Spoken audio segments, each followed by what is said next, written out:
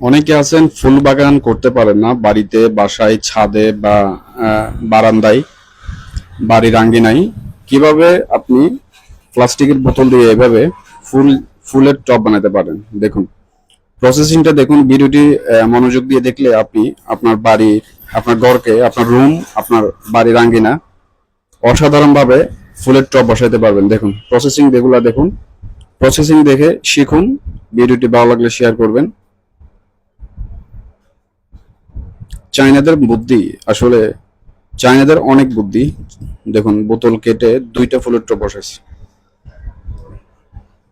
এ ধরনের প্রসেসিং আপনি করে আপনি নিজেও কিন্তু বাড়ির আঙ্গিনায় বাড়িকে, ঘরকে সুন্দর করতে পারেন, রুম সুন্দর করতে পারেন। খুব সুন্দর প্রসেসিং চলতেছে। এগুলো আপনারা শিখবেন, শিখে শিখে কাজ করেন।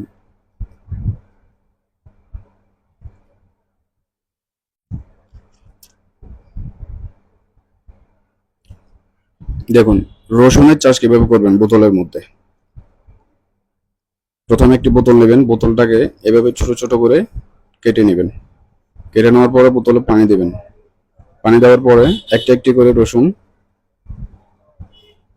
এভাবে রসুন নিয়ে নেবেন।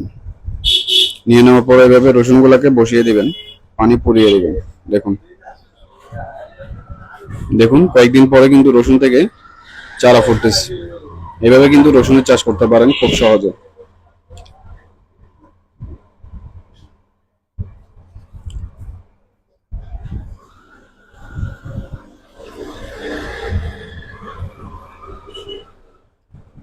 এখন আপনি একটি একটি করে রসুন আলাদা আলাদা করে নেবেন।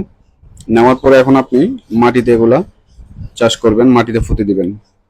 দেখছেন তো কিভাবে রসুনের চাষ করতে হয়। ভিডিওটি শেয়ার করুন।